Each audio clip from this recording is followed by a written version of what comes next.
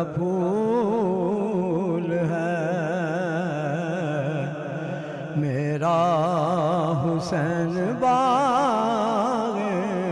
نبوت کا پھول ہے حیدر کی اس میں جان ہے خون بطول ہے حیدر کی اس میں جان ہے خون بطول ہے کیسی عظیم ذات ہے مولا حسین کی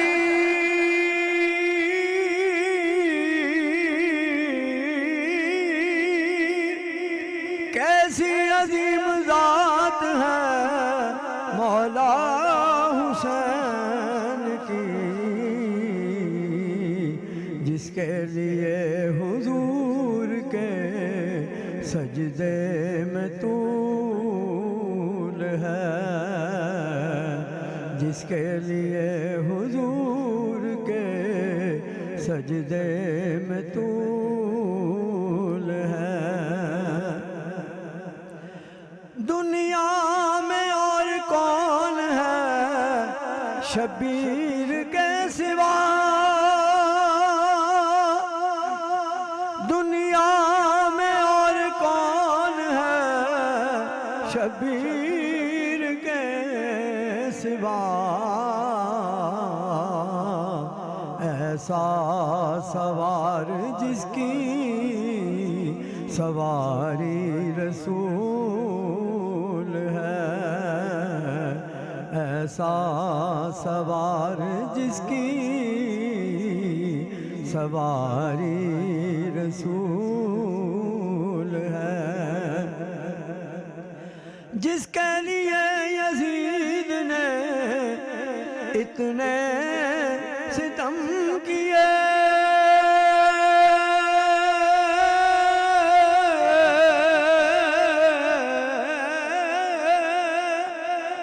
جس کے لیے یزید نے اتنے ستم کیے وہ تاج تو حسین کے قدموں کی دھول ہے وہ تاج تو حسین کے قدموں کی دھول ہے میرا حسین باغ نبوت کا پھول ہے اللہ حمدانی صاحب ماشاءاللہ بڑی خوبصورت آواز جی جلالہ شاہ بخاری صاحب جو میں نے بریک پہ جانے سے پہلے آپ سے بات کی تھی کہ جب آج کے اس دور میں جب وسائل کم پڑ گئے ہیں لوگوں کو گھروں کو چلانے کے لیے مشکلات درپیش ہیں میاں بیوی دونوں گھر سے کمانے نکلتے ہیں اولاد کی تربیت افیکٹ ہوتی ہے دیکھیں سب سے بڑی دولت میں سمجھتا ہوں اللہ اور رسول کے دین اور ایمان کے بعد ہمارے لیے اولاد ہے اولاد کو ضائع کر دینا میں سمجھتا ہوں یہ بہت بڑا خسارہ اور بہت بڑا نقصان ہے سب سے پہلے ہمیں اپنی اولاد کی تربیت کا سوچنا ہوگا یقیناً جب ماں باپ دونوں ہی ان پر توجہ نہیں کریں گے تو نہیں پائیں فرمایا کلکم رائن و کلکم مسئول عن رعیتہ اور فرمایا کہ جو مرد ہوتا ہے نا یہ اپنے گھر کا سربراہ ہوتا ہے اور رائی ہوتا ہے اور بیوی کے بارے میں فرمایا یہ اپنے شوہر کے گھر کی رکھوالی ہے نگہبان ہے تو اس لیے سب سے بڑی جو ڈیوٹی ہے نا ماں عورت کی بیوی کی ماں کی وہ اپنی اولاد کی تربیت ہے سب سے پہلے اللہ نے قرآن میں کیا فرمایا لیکن مجبوری بھی ہے نا ایک بندے کے لیے اب آج کے حالات میں تو نہیں چلتا نہیں اس کا حل موجود ہے اس کا حل کیا جو اسلام نے ہمیں مضبوط خاندانی سسٹم دیا نا وہ اس خاندان کی برکت سے ایسا ممکن ہے کہ جس گھر میں دادا موجود ہو دادی موجود ہو نانی موجود ہو خالہ موجود ہو پھپھی موجود ہو بڑی بہن موجود ہو ایسا گھروں کے سارے بزرگان کٹ کے کلہ یقیناً ایسے ہاں اس لیے ہمیں خاندانی جو نظام ہے اس کی قدر کرنا ہوگی اور ہمیں اس کو مضبوط کرنا ہوگا اس سے کیا ہوتا ہے کہ یہ جو بعض اوقات ہماری مجبوریاں بن جاتی ہیں نا تو اس میں سپورٹ مل جاتی ہے بعض اوقات دیکھیں نا باپ فوت ہو جاتا ہے ماں تنہا رہ جاتی، گھر کا سسٹم چلانے کے لیے اس بیچاری کو ملازمت کرنا پڑتی، تو اپنے بچوں کی پھر نگرانی کے لیے اگر نانی گھر میں موجود ہے، دادی گھر میں موجود ہے، تو وہ اس کے قائم مقام ماں ہوتی ہے، وہ بڑی ماں ہوتی ہے، بڑی امی ہوتی ہے، تو یقیناً اس کا جو کردار ہوتا ہے وہ اپنی ماں کی جو کمی ہوتی ہے اس کو پورا کرتی رہتی ہے۔ تو بلا شبہ ماں باپ دونوں کی یہ ذمہ داری ہے، لیکن اسلام نے حل نکالے ہوئے۔ آپ نے پوچھا تھا کہ جو بچے ہمارے باہر پڑھنے کے لیے جاتے ہیں، بالکل ان کو جانا چاہیے، ہمیں یہ دروازے کبھی بند نہیں کرنے بنیاد بنا کے لیکن جیسے ہم نے پہلے عرض کیا اس کی بنیاد مضبوط رکھیں، پھر انشاءاللہ وہ دنیا میں جہاں بھی جائیں گے وہ اپنی خوشبو ساتھ لے کر جائیں گے۔ سمندر میں پھینکنے سے پہلے اس کو تیراکی سکھا دیں اور انشاءاللہ ان کو اتنا مضبوط بنا کر بھیجیں کہ وہ اپنی ساتھ دینی کردار اخلاق کی خوشبو ساتھ لے کر جائیں، لوگ ان کو دیکھ کر پوچھیں یہ کون ہے، یہ اس کے اندر یہ اتنے اچھے آداب کہاں سے آئے۔ علی المرزا کا ایک جملہ سنا کے اجازت چاہتا ہوں، آپ فرمایا کرتے تھے ادبوا اولادکم،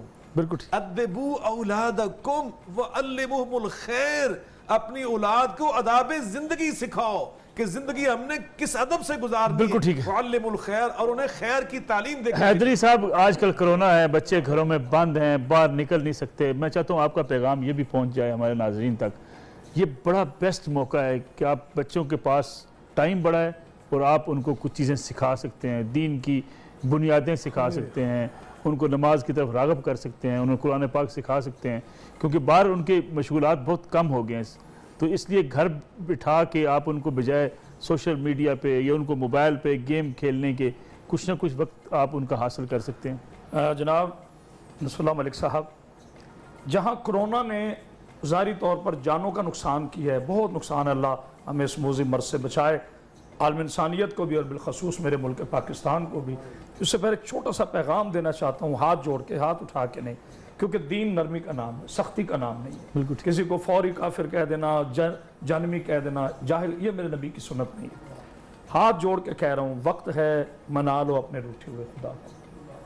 مسلوں پہ کھڑے ہو جاؤ، خدا کا واسطہ ہے، اس انتظار میں نہ رہو کہ آج انڈیا میں ہے، آج فلاں جگہ ہے، ہم محفوظ ہو جائیں گے، اللہ ہمیں بچائے۔ دشمن مرے تھے خوشی نہ کریے، کل سرینا بھی مر جانا، اپنے ابھی مر جانا۔ بات یہ ہے ملک صاحب، یہ موقع ہے، آج جو ہم شور کرتے تھے، ڈھنڈورا پیٹتے تھے کہ جناب میرے پاس ٹائم نہیں ہے، بہت ٹائم ہے، ماں باپ کو وقت دینے کا وقت نہیں تھا، ہمیں دوستوں کو وقت نہیں تھا وقت دینے کا، گھر میں وقت نہیں تھا، بچوں کو کے لیے وقت نہیں تھا، اب جناب وقت ہی وقت۔ میرے اللہ نے دنیا کو دکھایا ہے،